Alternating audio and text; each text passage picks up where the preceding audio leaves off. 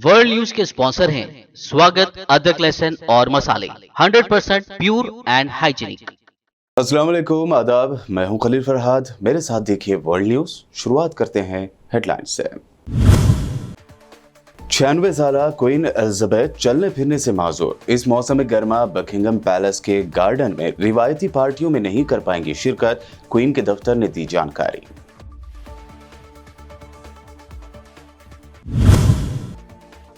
रियाजुल जन्ना में नमाज अदा करने के टाइम टेबल का किया गया ऐलान। मर्दों के लिए जोहर से इशा और आधी रात से फज्र तक, जबकि खवातीन को बाद नमाज फज्र से लेकर जोहर और फिर इशा से आधी रात तक का दिया गया टाइम। इसराइल की सख्त सिक्योरिटी फिर हुई बेअसर। सेंट्रल इसराइली सिटी अल आद में चाकू जनी और फायरिंग, हमले में 3 अफराद हलाक और 7 दीगर जख्मी। बड़ी जंग का अंदेशा।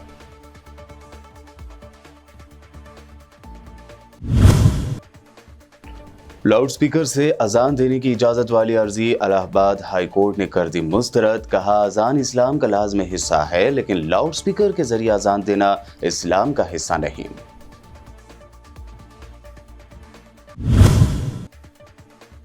महाराष्ट्र में जारी लाउड स्पीकर तनाज़े के दरमियान शिवसेना लीडर संजय राउत ने राज ठाकरे को दिया करारा जवाब। कहा, 50 सालों से क्यों नहीं उठाया गया अजान का मुद्दा। बाल ठाकरे को पसंद थे मुस्लिम सीएम अब्दुर्रहमान अंतोले।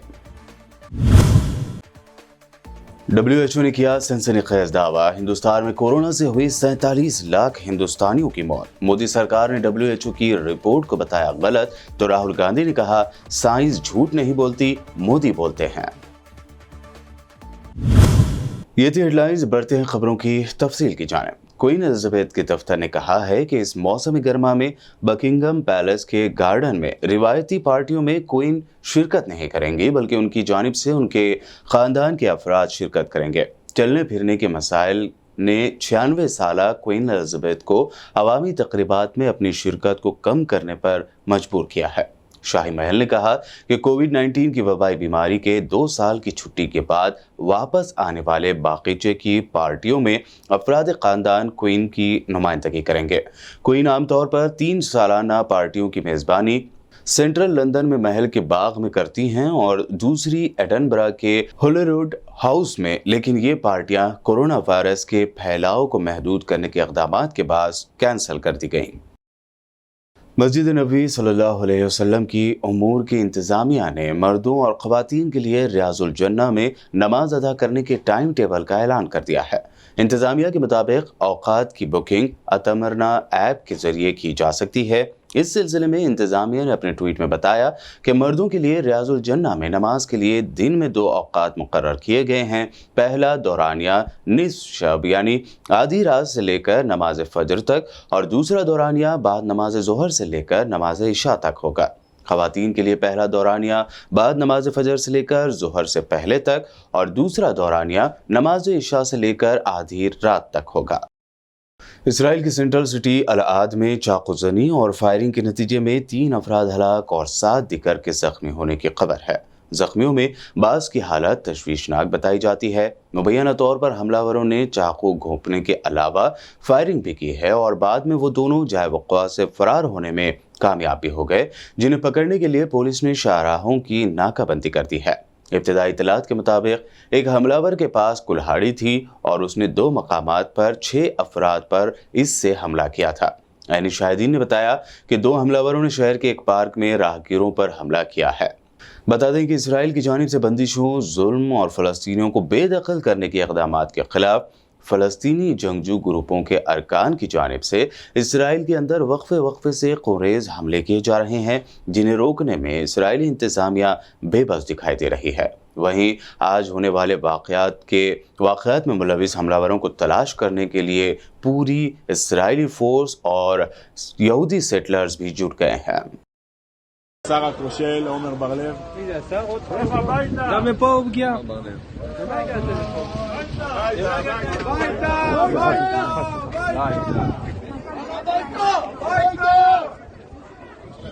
למה הביתה?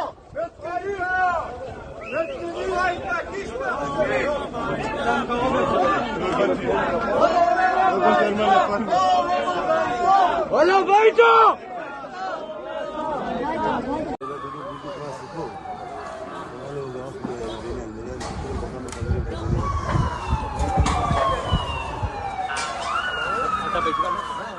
अमेरिका ने एतराफ़ किया है कि उसने रूस के खिलाफ मौजूदा जंग में यूक्रेन को इंटेलिजेंस मदद फराहम की। मीडिया रिपोर्टों के मुताबिक इस मदद के नतीजे में यूक्रेन की फौज ने कई रूसी जनरल्स को कत्ल कर दिया। इधर यूक्रेन के हुकाम का दावा है कि वो अब तक 12 रूसी जनरलों को अगले मोर्चों पर निशाना बनाकर हलाक कर चुके हैं। बहरहाल अभी इन दावों की तस्दीक की जानी बाकी है। वहीं रूस ने पिछले 2 ही दिनों के दौरान 500 से जायद यूक्रेनी फौजियों को मौत के घाट उतार देने का दावा किया है। रूस यूक्रेन में जारी जंग में शिद्दत के दरमियान अक़वाम मुत्तहिदा के सेक्रेटरी जनरल एंटोनियो गुटेरेस ने यूक्रेन में हलाकतों और तबाही को ख़त्म करने का मुतालबा किया है। गुज़िश्ता हफ्ते अक़वाम मुत्तहिदा की सलामती कौंसिल को रूस और यूक्रेन में अपनी शटल डिप्लोमेसी के बारे में ब्रीफिंग देते हुए गुटेरेस ने कहा कि जब उन्होंने रूस और यूक्रेन के सुदूर के साथ तनाज़े के खात्मे के बारे में बात की तो उन्होंने ऐसे अल्फाज इस्तेमाल किए जो हेर फेर ना करते हुए अपनी बात को बहुत वाज़ेह तौर पर रखा है। यूक्रेन की सूरत हाल पर सलामती कौंसिल के इजलास में सेक्रेटरी जनरल ने कहा कि यूक्रेन और रूस के अवाम की खातिर जंग बंद होनी चाहिए और साथ ही पूरी दुनिया में मौत, तबाही, नस्ल मकानी का सिलसिला भी ख़त्म होना चाहिए। ब्राज़ील के साबिक़ सदर लोला अनासियो डा सिल्वा ने कहा है कि यूक्रेन के सदर व्लादिमीर ज़ेलेंस्की और उनके रूसी हममनसब व्लादिमीर पुतिन दोनों ही यूक्रेन की जंग के लिए बराबर के जिम्मेदार हैं। डा सिल्वा ने टाइम मैगजीन को इंटरव्यू देते हुए कहा कि मैंने यूक्रेन के सदर को टीवी पर खिताब करते हुए और यूरोपीय पार्लियामेंट में उनकी हिमायत में तालियां बजाते हुए देखा है। उन्होंने कहा कि ये शख्स भी जंग का उतना ही जिम्मेदार है जितने के पुतिन है, क्योंकि जंग का जिम्मेदार सिर्फ एक शख्स नहीं होता। कनाडा और स्वीडन यूरोपीय यूनियन नाटो के दरमियान दो तरफा ताल्लुकात और ताउन को मजबूत बनाने के लिए पुरज़्म है। ये बात दोनों ममालिक के वज़राए ख़ारजा ने ओटावा में मुनक़दा मीटिंग की इख्तितामी तक़रीब में कहे। स्वीडन की वज़ीर ख़ारजा एन लिंडे का कनाडा का पहला सरकारी दौरा स्टॉकहोम की तरफ से नाटो में शमूलियत के लिए दबाव के दरमियान हुआ। ये एक ऐसा इम्कान है जिसका ओटावा में पुरतपाक खैर मकदम किया गया है। लिंडे और कनाडा की वज़ीर ख़ारजा मिलानी जूली ने एक बयान में कहा कि कनाडा और स्वीडन यूरोपीय यूनियन और नाटो के दरमियान ताउन को मजबूत बनाने के लिए पुरज़्म है, जो हमारी इज्तिमाई सलामती और खुशहाली की कलीद है। बांग्लादेशी पुलिस ने कम से कम 450 ऐसे रोहिंग्या महाजरीन को गिरफ्तार कर लिया जो साहिल पर ईद मना रहे थे।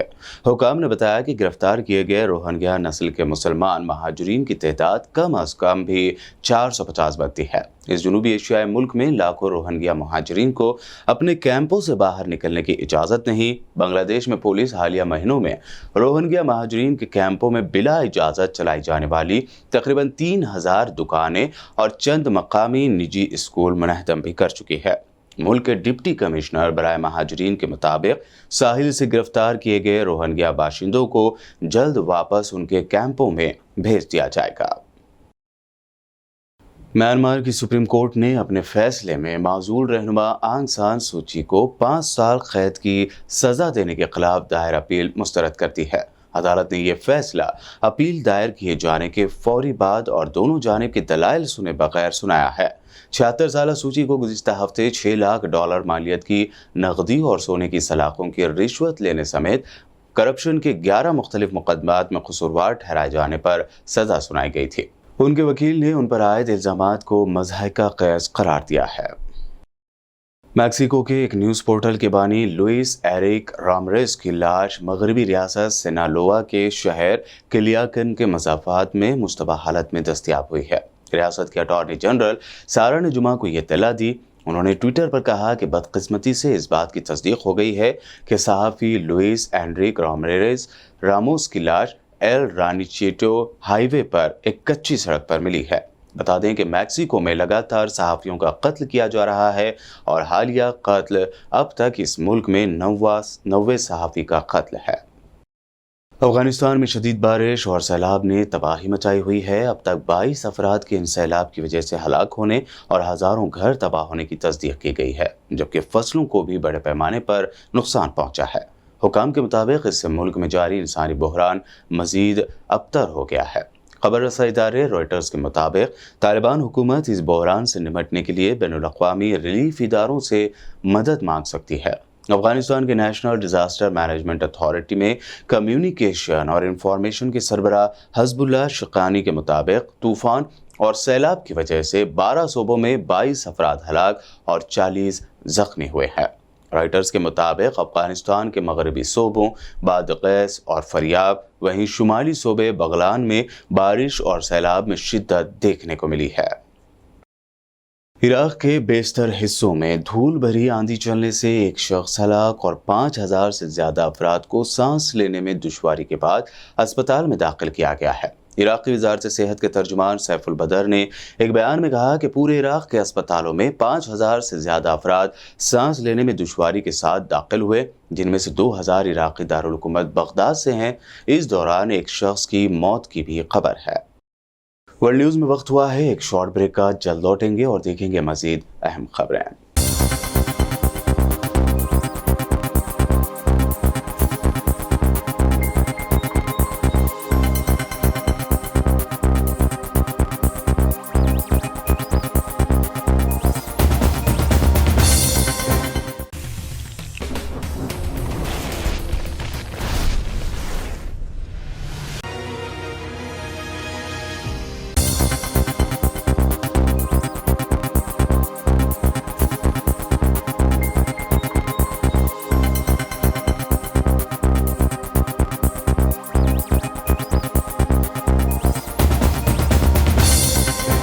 ब्रेक के बाद आइए अब देखते हैं अहम national news. Allahabad high court ने लाउड स्पीकर के जरिए अजान देने का मुतालबा करने वाली अर्जी को खारिज कर दिया है। इलाहाबाद हाई कोर्ट ने कहा कि लाउड स्पीकर के जरिए अजान देना बुनियादी हक नहीं है।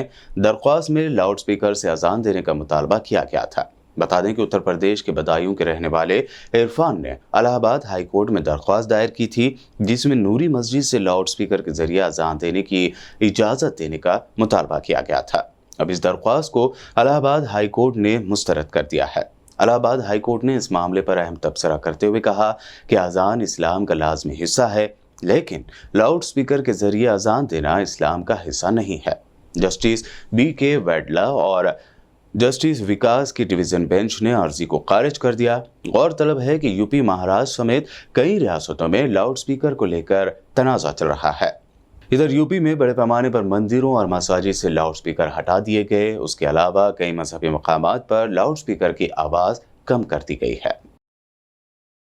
महाराष्ट्र में लाउड स्पीकर पर तनाज़ा जारी है। अब शिवसेना लीडर संजय राउत ने लाउड स्पीकर तनाज़े पर MNS सरबराह राज ठाकरे पर तनकीद की है। संजय राउत ने कहा कि इससे पहले जब विलासराव देशमुख, पृथ्वीराज चौहान और देवेंद्र फडणवीस वजीर आला थे, मसाजिद में लाउड स्पीकर का मसला कभी नहीं उठाया गया। संजय राउत ने एक जलसे आम से खिताब करते हुए कहा कि लाउड स्पीकर को लेकर हर तरफ सियासत हो रही है। बाला साहब ठाकरे के पुराने वीडियोस शेयर किए जा रहे हैं जिसमें वो मसाजिद में लाउड स्पीकर पर तकरीर कर रहे हैं। संजय राउत ने सवाल किया कि गुज़िश्ता 50 सालों में ये मसला क्यों नहीं उठाया गया। इसके साथ ही संजय राउत ने बड़ा दावा करते हुए कहा कि शिवसेना सुप्रीमो बाला साहब ठाकरे ने महाराष्ट्र के मुस्लिम CM अब्दुल रहमान अंतोले को कबूल किया। कई नौजवान नहीं जानते होंगे कि बाल ठाकरे के सबसे फेवरेट CM अब्दुल रहमान अंतोले थे। कांग्रेस लीडर राहुल गांधी ने एक बार फिर PM नरेंद्र मोदी को तनकीद का निशाना बनाया है। इस बार मामला कोरोना से जुड़ा हुआ है। दरअसल वर्ल्ड हेल्थ ऑर्गेनाइजेशन ने हिंदुस्तान में कोरोना से मरने वालों की तादाद 47 लाख बताई है, जिसके बाद खलबली मची हुई है। जबकि WHO की इस रिपोर्ट को मोदी सरकार ने मुस्तरद करते हुए कहा कि WHO के आदाद शुमार और अंदाजे बिल्कुल बेतुके और गैर तस्दीक शुदा हैं। इसी को लेकर राहुल गांधी ने तनकीद की है। उन्होंने ट्वीट में लिखा कि कोविड की वबा की वजह से 47 लाख हिंदुस्तानियों की मौत हुई, 4,80,000 नहीं, जैसा कि मोदी हुकूमत ने दावा किया। राहुल गांधी ने लिखा कि साइंस झूठ नहीं बोलती, मोदी बोलते हैं। उन खानदानों की इज्जत करें जिन्होंने अपने प्यारों को खो दिया है। 4 लाख मुआवजे के साथ लाजमी तौर पर उनकी मदद करें। इसके साथ राहुल गांधी ने WHO की रिपोर्ट भी शेयर की है। उधर कोविड से 47 लाख हिंदुस्तानियों की मौत के WHO के आदाद शुमार पर मुल्क भर में हंगामा मचा हुआ है, तो कांग्रेस तर्जुमान गौरव वल्लभ ने मोदी सरकार से पूछा कि आखिर उसने इतना बड़ा झूठ क्यों बोला। साथ ही गौरव वल्लभ ने यह भी कहा कि बीजेपी सरकार ने कोरोना अमवात को लेकर झूठ बोलने में दूसरा मकाम हासिल करते हुए पाकिस्तान को भी पीछे छोड़ दिया है। प्रधानमंत्री जी अभी यूरोप की यात्रा से लौटे हैं और उसी यूरोप में एक संस्थान है विश्व स्वास्थ्य संगठन WHO। जब प्रधानमंत्री जी यूरोप में घूम रहे थे, क्योंकि दिल्ली में बड़ा पावर कट है, गर्मी भी है, उसी समय यूरोप की एक संस्था, वैश्विक संस्था जिसका हेडक्वार्टर यूरोप में है, वो कह रही थी कि दुनिया में झूठ बोलने में नंबर 2 स्थान है भारत का। हालांकि उस संस्था भारतीय जनता पार्टी कह सकती है कि हमने झूठ बोलने में पाकिस्तान को हरा दिया, क्योंकि पाकिस्तान हमसे पीछे है झूठ बोलने में। पर हिंदुस्तान ने जो कोविड की डेथ्स है उसको दुनिया में नंबर 2 स्थान पर झूठ बोला है। ये WHO का आंकड़ा है, मेरा, आपका, किसी और का नहीं। विश्व स्वास्थ्य संगठन जिसकी प्रामाणिकता पर, विश्वसनीयता पर दुनिया का हर देश विश्वास करता है, वो कहती है कोविड की मौतों के मामले में दुनिया में दूसरा सबसे झूठा डाटा भारत सरकार ने दिया है। ये मेरा नहीं, भारत सरकार के लिए उन्होंने इस शब्द का प्रयोग किया है। उनका ये कहना है कि 2020-21 में भारत सरकार ने 4,81,000 कोविड डेथ्स दिखाई, जबकि वास्तव में 47 लाख कोविड की डेथ हुई। मतलब जितनी भारत सरकार ने डेथ्स दिखाई उससे 10 गुना ज्यादा कोविड की डेथ्स भारत में हुई। हमसे आगे झूठ बोलने के मामले में सिर्फ एक ही देश है जिसने 11 गुना बताई। हम थोड़ा सा चूक गए प्रथम स्थान आने में। और ये एक डाटा नहीं है वैश्विक, दूसरा एक और डाटा आपको देता हूं। लैंसेट ने एक स्टडी करी, और लैंसेट जब स्टडी करता है तो पूरे रिसर्च पैमानों का ध्यान रखा जाता है। उस लैंसेट की स्टडी में यह बताया गया 40,70,000 लोग कोविड के दौरान 20-21 में भारत में जिनका स्वर्गवास हुआ। तो 40,70,000 एक वैश्विक संगठन बता रहा है, WHO 47 लाख बता रहा है, और बाकी जो प्रामाणिक और संस्था है, क्योंकि हमने देखा है कि अभी 2021 में एक स्टेट की कोविड डेथ्स का अनुमान एक न्यूज़पेपर ने किया था, उस पर छापा पड़ गया। जो ही उसने अनुमान किया उसके ऊपर छापा पड़ा। तो हम ये पूछना चाहते हैं कि 1.5 करोड़ लोगों की जान कोविड में दुनिया में गई, उसमें से 47 लाख इंडिया में। मतलब दुनिया में हर 3 में से एक व्यक्ति हिंदुस्तान में कोविड के दौरान जिसकी डेथ हो रही थी। भारत सरकार ने देश के लोगों की प्रामाणिकता और विश्वसनीयता को तार-तार क्यों किया? क्यों दुनिया की एजेंसीज, वैश्विक एजेंसीज कह रही है कि झूठा डाटा देने में दुनिया में नंबर 2 स्थान पर भारत है? ऐसा वैश्विक एजेंसीज क्यों कह रही है? क्यों हमने हमारी कोविड डेथ्स को 10 गुना कम करके दिखाया है? कांग्रेस सदर सोनिया गांधी अब कई रियासतों में कशीदगी के वाकयात को लेकर बीजेपी और उसके इत्तेहादियों पर जवाबी हमला करने की तैयारी कर रही है। उन्होंने 9 मई को पार्टी हेडक्वार्टर में कांग्रेस वर्किंग कमेटी यानी CWC की मीटिंग बुलाई है। बताया जा रहा है कि इस मीटिंग में उदयपुर में होने वाले चिंतन शिविर के प्रोग्राम को सरकारी तौर पर मंजूरी दी जाएगी, लेकिन सोनिया गांधी उस दिन एक पैगाम जारी करके बीजेपी पर बड़ा हमला करने की तैयारी कर रही है। गुजरात में कांग्रेस के एमएलए जिग्नेश मेवानी को दोबारा गिरफ्तार किए जाने की शदीद मजम्मत करते हुए कांग्रेस तर्जुमान रणदीप सिंह सुरजेवाला ने पूछा कि क्या दलितों के लिए आवाज उठाना मोदी सरकार के दौर में जुर्म बन गया है। नमस्कार साथियों, क्या भारत देश के अंदर, क्या गुजरात प्रदेश के अंदर अब दलितों की आवाज़ बनना, उनके अधिकार को उठाना दलितों की हड़पी हुई जमीन के लिए न्याय की मार्च निकालना अब अपराध है?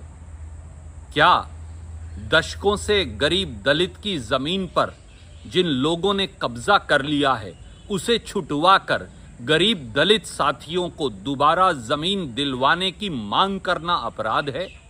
लगता है कि मोदी जी के गुजरात में तो अब यह अपराध हो गया है, क्योंकि बापू के गुजरात में यह अपराध नहीं हो सकता। सरदार वल्लभ भाई पटेल के गुजरात में ये कभी अपराध नहीं हो सकता, क्योंकि गुजरात तो न्याय की धरती है और उस न्याय की धरती पर आज जिग्नेश मेवानी को इसलिए जेल भेजा जा रहा है क्योंकि उसने न्याय मार्च निकाली धनेरा में, इसलिए कि वहां दलितों की जमीन पर कब्जा किया जा रहा था।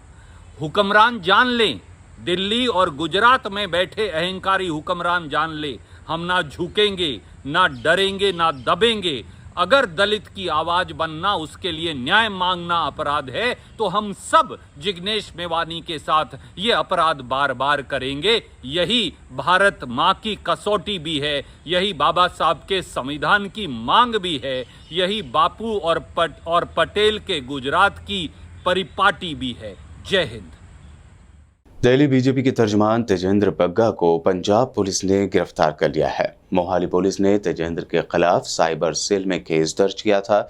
इस मामले पर बीजेपी लीडरों ने नाराजगी जाहिर की है। बग्गा पर दिल्ली के वजीर आला अरविंद केजरीवाल के खिलाफ काबिल एतराज अल्फाज इस्तेमाल करने और समाज को मजहब और जात पात के नाम पर तकसीम करने की कोशिश करने का इल्जाम है। दिल्ली बीजेपी के तर्जुमान नवीन कुमार जिंदाल ने दावा किया कि तकरीबन 50 पुलिस वाले सुबह 8:30 बजे के करीब बग्गा के दिल्ली वाक़े घर में घुस गए और उन्हें गिरफ्तार किया। पंजाब पुलिस ने मुबैना तौर पर उन्हें गिरफ्तार करने से पहले मुकामी दिल्ली पुलिस स्टेशन को इत्तला दी थी।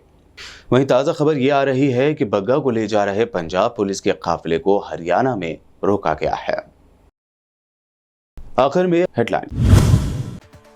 96 साला क्वीन एलिजाबेथ चलने फिरने से माजूर। इस मौसम गर्मा बकिंगम पैलेस के गार्डन में रिवायती पार्टियों में नहीं कर पाएंगी शिरकत, क्वीन के दफ्तर ने दी जानकारी।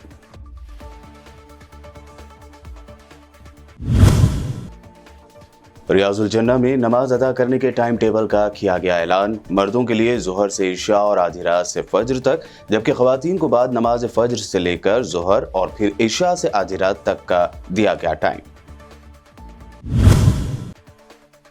इसराइल की सख्त सिक्योरिटी फिर हुई बेअसर। सेंट्रल इसराइली सिटी अल आद में चाकू जनी और फायरिंग, हमले में 3 अफराद हलाक और 7 दीगर जख्मी। बड़ी जंग का अंदेशा।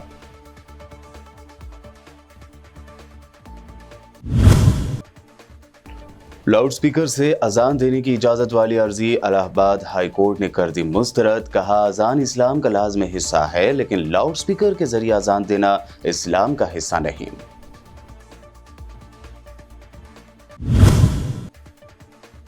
महाराष्ट्र में जारी लाउडस्पीकर तनाज़े के दरमियान शिवसेना लीडर संजय राउत ने राज ठाकरे को दिया करारा जवाब। कहा, 50 सालों से क्यों नहीं उठाया गया अजान का मुद्दा। बाल ठाकरे को पसंद थे मुस्लिम सीएम अब्दुर्रहमान अंतोले। WHO ने किया सनसनीखेज दावा। हिंदुस्तान में कोरोना से हुई 47 लाख हिंदुस्तानियों की मौत। मोदी सरकार ने WHO की रिपोर्ट को बताया गलत, तो राहुल गांधी ने कहा, साइंस झूठ नहीं बोलती, मोदी बोलते हैं। हमारे व्यूवर्स के लिए एक अहम इत्तला। अब BBN चैनल का टेलीकास्ट भारत भर में हो रहा है। हमारे व्यूवर्स भारत में कहीं भी टीवी पर अब BBN चैनल देख सकते हैं। अगर आपके एरिया में BBN चैनल नहीं नजर आ रहा है तो आप अपने केबल ऑपरेटर को इसके लिए कह सकते हैं, बाज़ाब्ता मुतालबा कर सकते हैं। आपकी डिमांड पर वो ज़रूर BBN चैनल टेलीकास्ट करेंगे, क्योंकि BBN एक फ्री टू एयर चैनल है। इसके लिए आपको सिर्फ हमारे दिए गए नंबर पर केबल ऑपरेटर से कॉल या व्हाट्सएप पर मैसेज करवाना है। हम आपके केबल ऑपरेटर तक BBN चैनल पहुंचा देंगे और वहां से आपके टीवी पर BBN चैनल टेलीकास्ट हो जाएगा। चैनल की हमारी टीम लगातार काम कर रही है ताकि आप तक BBN चैनल को पहुंचाया जाए। देखते रहिए BBN चैनल।